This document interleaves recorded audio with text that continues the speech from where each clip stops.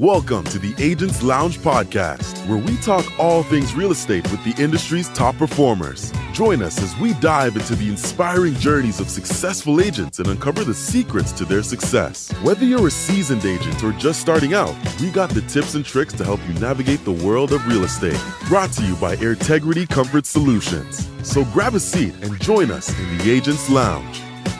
And welcome back to another episode of the Agents Lounge podcast.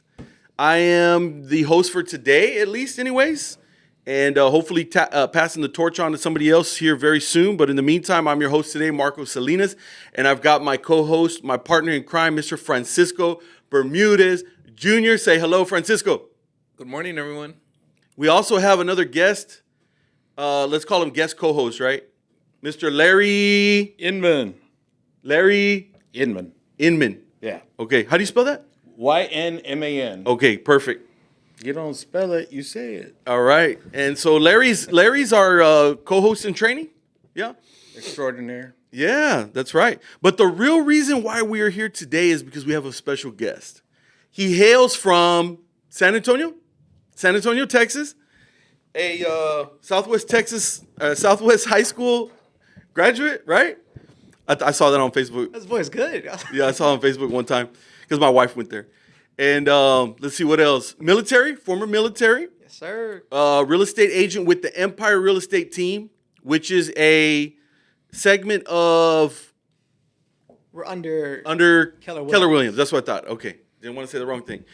Under the Keller Williams group.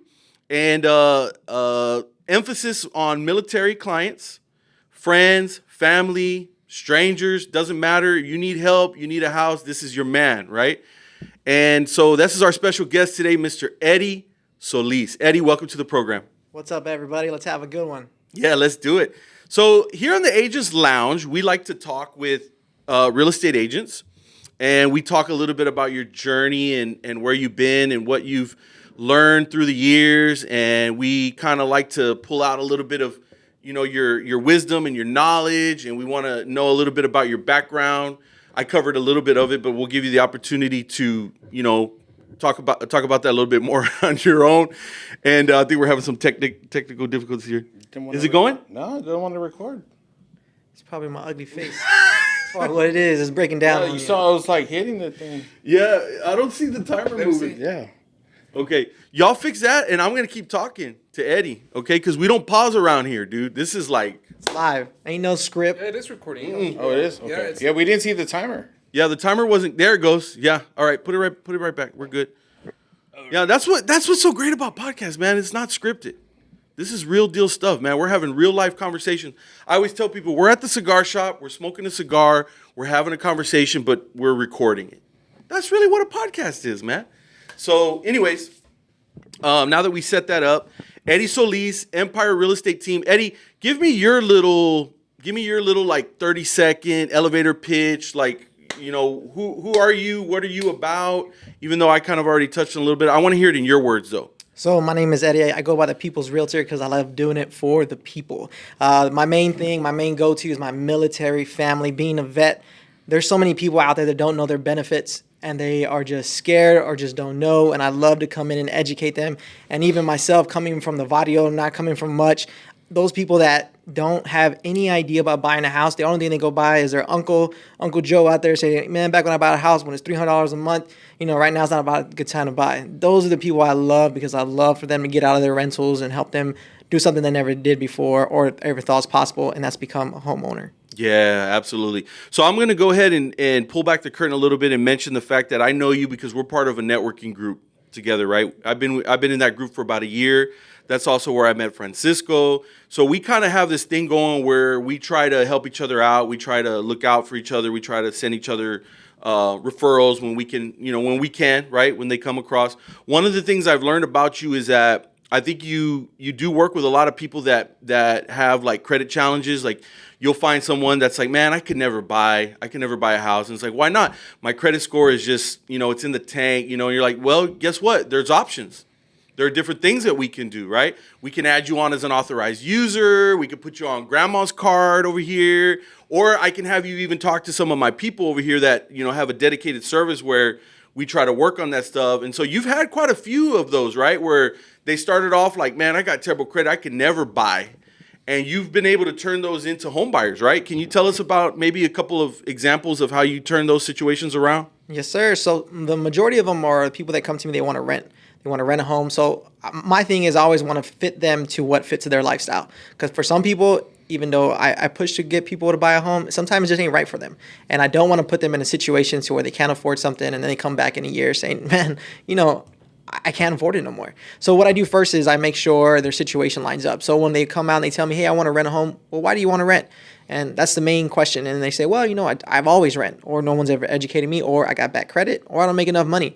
And then I ask, well, who told you that? Who told you that you have bad credit? Who told you you don't make enough money? Come to find out, a couple of months later, they end up becoming a homeowner. The perfect situation is that a person come up to me and they said, my husband doesn't have any credit. And then I was like, okay, can you tell me a little bit more? Find out that he is actually a veteran. So being a veteran himself, I mean, there's so many opportunities for those individuals. So then we ended up having a good networking people in our B&I networking group that we're in. We had somebody that was able to put them on a path, and it wasn't immediate. It took about 6 to 8 months for them to get credit established. Yeah. Finding the right lender through us on networking events that we go to. And that person said, you know what, I can go ahead and I can help that individual, especially being a veteran. And from what went from they just wanted to rent to now they're a first-time home buyer, and especially being a veteran, that was my man, this is what it's all about. This is what, I'm here in for it. Sure. Yeah. No, I think, credit is one of those things where sometimes people will get it in their head that it's no changing it. There's no fixing it, right? So they just concede to that, and they're like, you know what? I'm going to be a renter my whole life, man. Mm-hmm. And so as much as we talk about this stuff, right, and you as a real estate agent, you talk about it all the time, there's still a large amount of people out there that are not hearing that message. And they're just staying in their little world. They're working all the time. They're raising their family, whatever, and they're just already like, no, this is where I'm going to be, right? But that's definitely not the case. You guys have been able to have some really awesome success stories and been able to really turn those situations around, right? And especially with the military, because talk to me a little bit about how, if you are former military, like what are some of the little things that you get access to that maybe the people that are non-military wouldn't when it comes to buying a house? It's that down payment. So when everybody say, man, I got to save up so much money, I don't have enough money saved, when it's usually at 3.5% for typically. But military, you don't have to pay anything up front. So that's a VA loan? That's the VA loan. It's called the VA loan, the VA benefits. Whether you're active or you're a reserve guard and you serve for a certain amount of days, you're eligible for that. So that saves you ballpark area between $6,000 to $12,000 up front. So where another person has to save that $6,000 to $12,000 just to get the loan. Mm-hmm. Military member, you don't have to do that. Also, most military, at least in San Antonio, the bases right now, there are a lot of new homes being developed all around those areas, which is great for military buyers because typically they're here 2 to 4 years and then they bounce out. Mm-hmm. So I tell them, take advantage of your VA benefits by buying that house. You live in it 2 to 4 years, and now you have an investment. Now you have a rental that when you move here, now you can rent that house out and help you pay for the next house that you go into. Yeah. And you don't only have to live in there between 1 and 2 years of your situation, depending on what it is. They can go and buy another house while they're in the same duty station. Yeah. And that's what helps them out. Like I myself have 3 different homes with the different locations that I was based at. I just ended up buying a home. And everybody would keep saying, why are you doing that? Why are you wasting your money? I'm like, wasting my money? I was like, when I get out of here, I have 3 investment properties to where you just got a handshake from the rental. Right. The rental apartments, and if anything, you have to pay back more. Like your probably security deposit's gone, or you have to pay a cleaning fee. Right. To where they don't have to worry about that with the VA. And especially there's a lot of incentives, especially new builds right now, or just throwing the book at military people right now. Yeah. They buy down the rate, which rate is what everybody's scared about, is what you were kind of talking about when some people are like, it's not the right time. Yeah. Rates are scaring everybody. I get it, but if you're going to a new build and they're saying, hey, we'll buy it down to like 5%, 4%. Okay, what's your excuse now? Because your only excuse before was credit. Right. They're willing to do that, and they're paying closing costs. So I have military people getting a check back at the closing table. I'm getting military members where they don't have to pay $500. and then their first month payment is not till like a month and a half, 2 months out. So that's another savings of them right there. Because they got to go and get new furniture and stuff anyway. So you need to give them that opportunity to go get the new IKEA couch, the new IKEA bed. It's going to take 2 months to put that stuff together anyway. If it lasts that long. Because it's in 100 little pieces, right? So what a nice incentive to be able to have that little extra time there, right? To build out all your goodies in there. Or you've been holding off buying a new vehicle because your realtor was like, don't buy a vehicle right before we're going to close on this house, man. You'll kill the deal. So you get the house, then you can go ahead and get the new vehicle, right? Yes, sir. I had a military member. She was moving down from Cali, and she's like, "Oh my God, I love this. It was a new BMW." She goes, "You think I should roll up in it to closing?" I was like, "I think you should get out of there." She was at the dealership. Get out of there right now. I was like, "Stop what you're doing and just leave." And he was like, "I'm about to go and pick you up myself. Fly out to Cali and go out there and make some sense into that woman." Right? Yeah. So I mean, there's obviously some do's and don'ts out there, and those are the kind of things that when you're talking with a real estate agent, you guys are going to educate them, and then with your experience in doing a whole lot of military transactions, you're going to also be able to say, hey, I've done this many times before. We need to look out for this. We need to look out for that. We can jump on this. What about like if a person has? I see a lot. I'm not gonna lie. I see a lot of veterans with disabled veteran plates. And like I got a homie that, he's like, man, I got some, I got the DV plates because I got like sleep apnea. And I'm like, really? Nice. Very interesting, right? So it seems to be a little liberal right now in terms of, approvals on that. But one thing I heard was that when you do get approved for some of that stuff, does that play some sort of a role also in the housing part of it as far as taxes? That's a great question. Are concerned. I had one client, it brings a good example. First thing I asked, have any military background? I said, oh yeah, I'm a veteran. The other realtors they were working with before never even asked them that. And I was like, well, did you know about the VA benefits? And they go, oh yeah, I do. And then I was like, how much, talk about your income. And then I was like, well, what's your disability rating? And he looked at me clueless. And he was like, what do you mean? And he goes, no, I'm good. Look, I stand up straight and everything. I was like, no, but what's your disability rating? I was like, you need to go back and, especially he said he had back problems, from rucking and whatnot. Yep. Go back. And I was like, don't worry about this house right now. I was like, I'll be here for you. I'll be here in a year. If it takes a year for you to get that disability, end up taking it in about 4 or 5 months. And he went, ended up getting, best case scenario, doesn't happen all the time, went back, filed for disability, got 100% back. With that 100% now, he doesn't have to pay taxes on his home. So when you look at if you go look at your statement, you'll probably see a $300 to $500 taxes amount that you pay on. Yeah. That individual no longer had to worry about that. How about 500 to 1,000 is probably more realistic. I was thinking with my in today's market. Depending on what part of the state you're in. Right. Well, everybody wants to be outside of 1604, and you're pumping into Northside ISD, and they're taking the bulk of that homeowner tax, and it's not low. It's not, but it's not low for him. Is that big chunk that he didn't have to worry about? He was able to go out and get a bigger home. Yeah. A bigger home than what he originally wanted. Sure. And most of all, he's able to afford it now because he was not only what his normal job he's getting paid for, but now he's getting the 100% disability payment. So right. I mean, you all can look up and you can see what 100% disability gets. So that is a big life-changing event, and I highly encourage all the military members, even though I know our pride is like, you know what, I'm good, I'm not hurt, someone else can use it. Right. Don't think about yourself. Think about the impact it has on your family, how much they could be using that money with you, and how much stress relief that is. Yeah, sure. Absolutely. Yeah, so I know that's like, that could be a drastic game changer in terms of affordability of the home now, because you just cleared off, like I said, I mean, in my opinion, it's probably average $500-$700 a month that's off the table now if you are 100% disabled. And I think if you have a lesser percentage, you can still get some of it, right? Or is it 100% or nothing?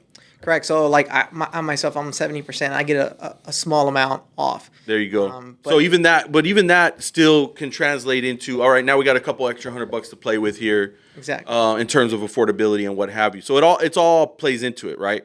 Correct. So talk to me about another thing, which is debt to income ratio. What is that? What is that all about? I know my homies that are in the military, they love to go get those Dodge Chargers. They want the latest model. They got 30% interest on that dang thing. But they gotta make sure they can do donuts in the parking lot with somebody sitting in the passenger side hanging out, and they hit their friend goes flying. Yeah, especially when you just joined the military and you never had any money before. The first thing they go out and buy those Mustangs, Camaros. I don't know what it is, like just like you said, those high interest rate, but they want to look cool, right? Coming in and out the gate. Correct. But what he was talking about, the debt to income, that takes an impact on how much total home that you can afford. Now you can say, I make money. Yeah, you do. And then how come I'm only getting approved for $150,000 home? Depending on your area, that type of home could be nothing to what you want to live in. Right. But the debt to income, they take into consideration how much of your money is tied up somewhere else compared to that $500 to $700 that you're paying for that vehicle. That could have been put to your house payment, and which can build you equity, and that there you can make something back on it compared to that depreciation of that vehicle, which we all want to look fly coming through that gate. Hey, but there's those lemon lots out there on base. Everyone's got to go buy you those Humpties. Save yourself some money, because even though right now you may have that nice vehicle, when you go out and you meet that someone special, and then y'all start buying stuff for your kids, and then she needs another or he needs another vehicle, now you're 2 cars deep, and now you have a bigger debt to income ratio on that. So be smart about it. Sometimes it's worth buying that old Honda Civic. I used to drive around a 93 DeSoul on base. And man, everybody was like, man, why are you driving this old junk? And I was like, how much is your payment? And then I was like, because I ain't got nothing on money. That's right. No, I love that, man. And I mean, if we want to be able to do something bigger in life, we want to make some sort of an investment, level up in some capacity, usually requires some sort of level of sacrifice, right? So the question is, where are you gonna pull that from? You're gonna cut back on going out maybe a little bit. Don't put so much towards the party budget.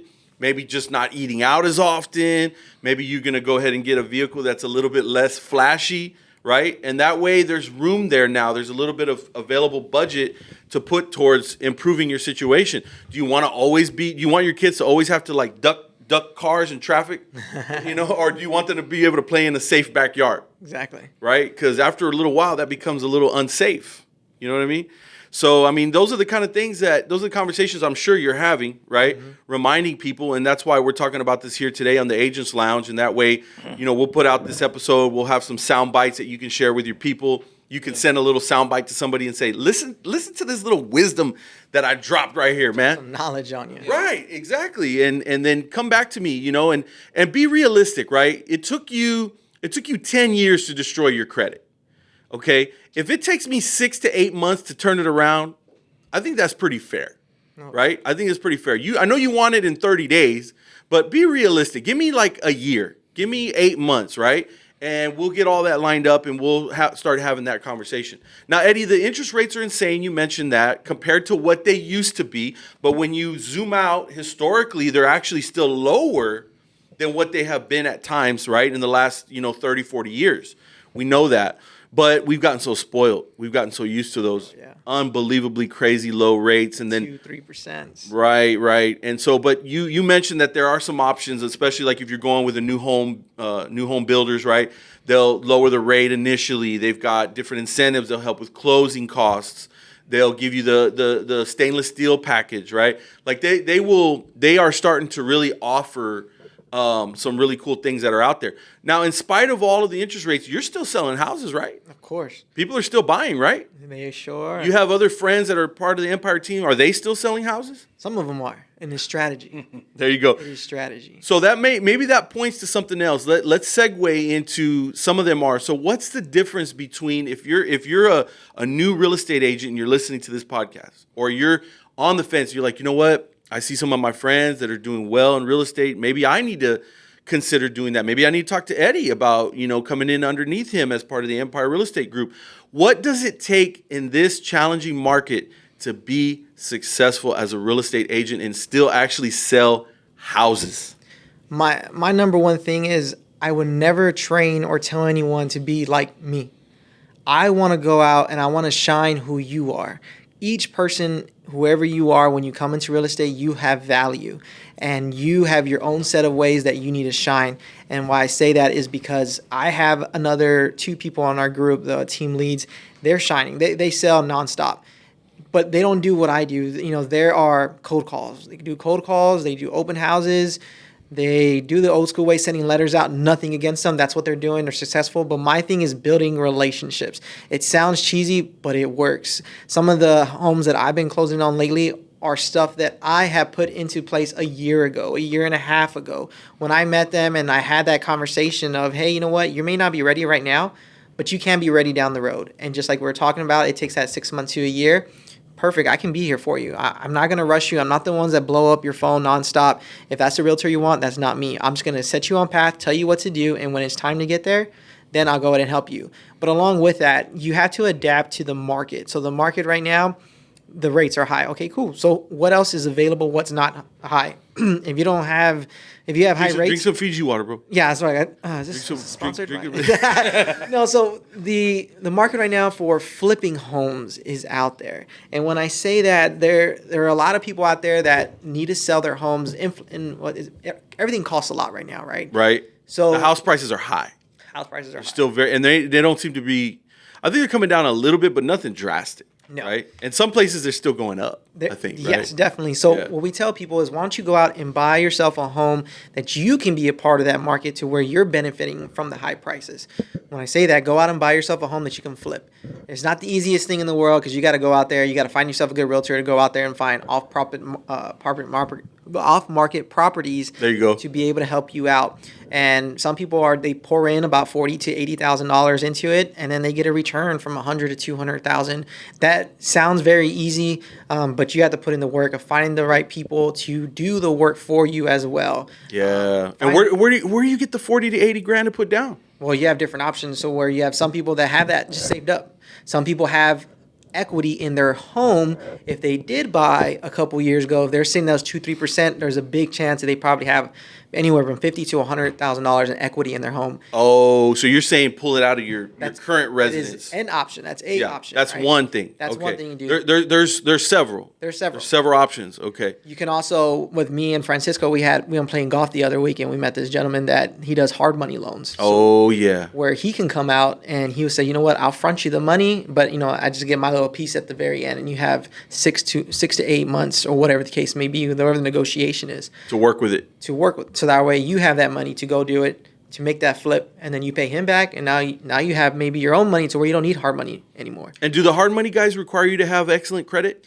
Some of them, there's all different weird situations on that. Some of them says, hey, you know what? I just need to see that you have some money established, or I need to see your reputation of some sort, and I'm good with that. I got you. So they'll look at other categories besides just the number. Exactly. Just the credit score number, right? Yeah. They'll look at your character, those type of things, right? You've been around, people know who you are, you've done this a few times. Now, if you're brand new starting off, that may not work, right? You might have to go ahead and pull from that existing equity in that house that you already own and what have you, right? But the point is, there's options, right? Definitely is options. So there's different things that you can do so that you can get out there and you can actually take action, and you can start maybe entering into this whole investment game. Yes, and it's a great market to be in, because a lot of people are just starting to do it, and they have to get in front of the wholesalers.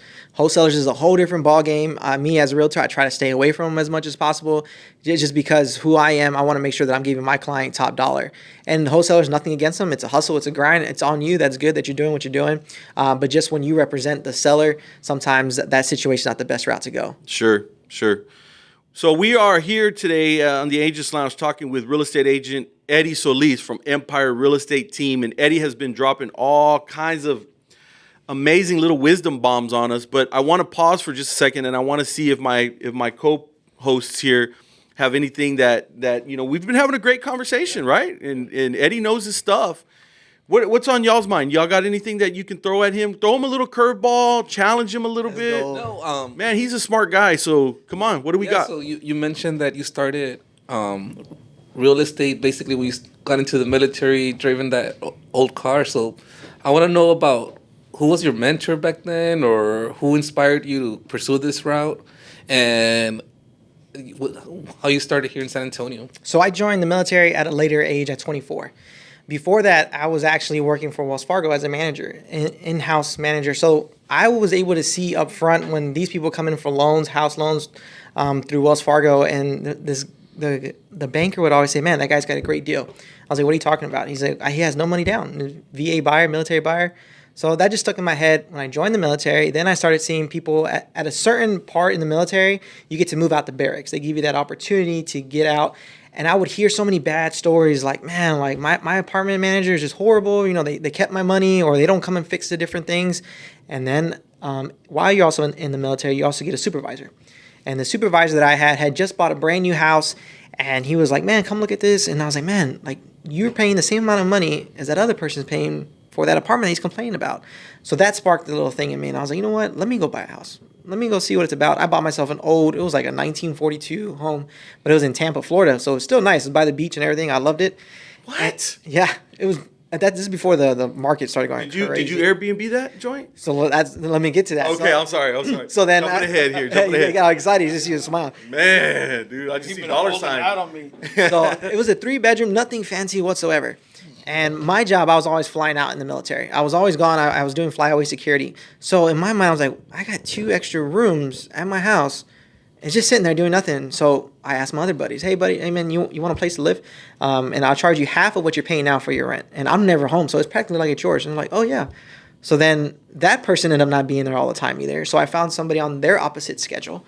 So that other person had the house. Pretty much they both had it to themselves for those 12 hours. They were opposite. So then I said, man, I'm getting all this money. My house is getting paid for. And I'm never home. Once again, I'm flyaway. So I rented out that 3rd room. So for a while, I didn't even have a room that I was staying in. And then my other guys are getting deployed. So I was like, I got a big front yard. And I was like, hey, man, you want to park your car in front of my house? Because I started hearing they would go and park their cars at the storage units. Park it in front of my house. I'll take care of it. I'll wash it for you and everything. I'll put air, in it. And I'll make sure your battery works and everything. That it's always working. Dang. So I was making money off of these people. And I'm like. And you were homeless? You didn't have anywhere to live? I didn't have anywhere to live. Just because I was never home anyways. And I practically live out of a suitcase. Right. So then, I was like, I love this mindset. I love this money, this cash flow coming in. So let me buy another concept, house. man. Yeah. Yeah. It's a rich dad, poor dad concept in action. Yep. And right? so pretty much exactly right. You with the duplexes, people say live in one and rent out the other. Yep. So the same thing. I kept that house, went to the next house, South Carolina, bought a house, came down here to San Antonio, bought a house, and it's going to just keep going and going. The hardest part is trying to convince my wife to move because we can move every 2 years with the military VA benefits, but she's like, if I'm moving again, it's going to be to the rancho. Like I want my ranch, my 10 acres. Yeah. I was like, so I need to go start selling some more houses. That's right. Gonna have to and where would that be? Where would the rancho be set up? Like what part of the country? Here, I want to be. Or do you want to go to Mexico? I want to be in Mexico and go travel out there. Because I think you could probably start a BNI group out there too. Shout out to BNI. the rancho. What do we call this chapter? The rancho chapter. Something crazy like the flying chanclas or something. Right? Heck yeah, man. That was a great question. Does that?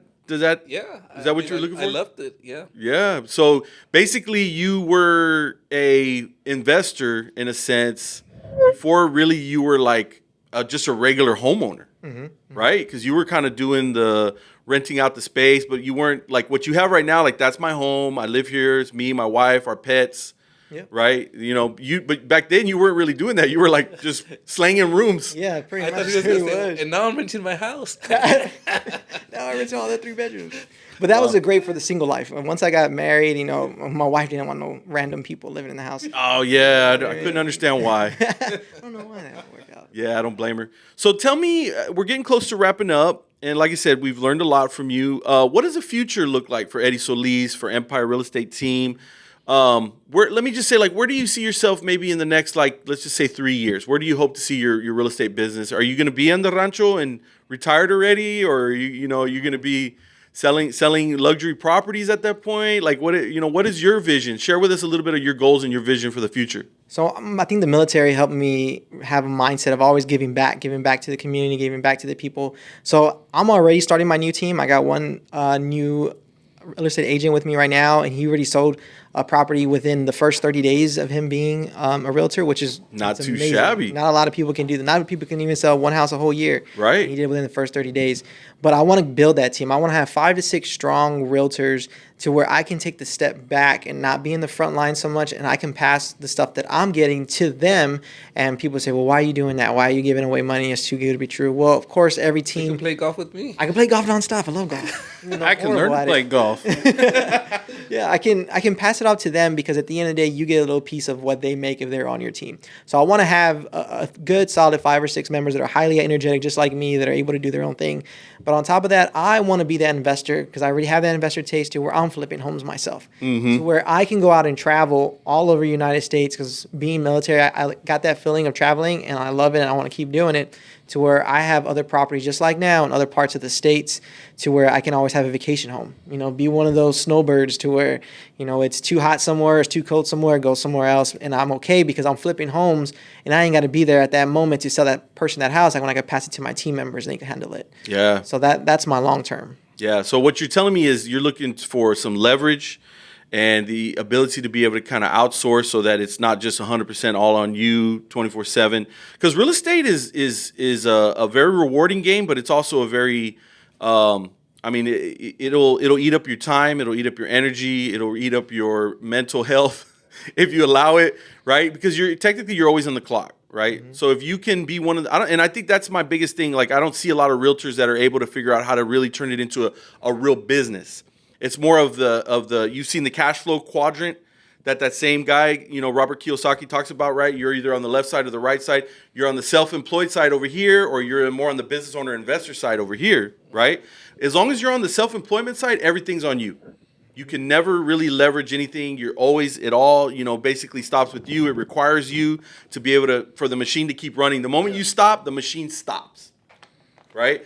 And so if you can move yourself over to the right side of the quadrant, the business owner side, now you've got 4, 5, 6 realtors that are underneath you. They're out there doing their thing. Maybe, God forbid, they have a couple underneath them. Right. Mm-hmm. And so now you're actually, and then you've got your real estate investments that are working for you, that are making passive income. It may not be a ton of passive income, but it's something over nothing, right? And you already put yourself in a very different category from everybody else. It's about creating those processes so that they can follow it.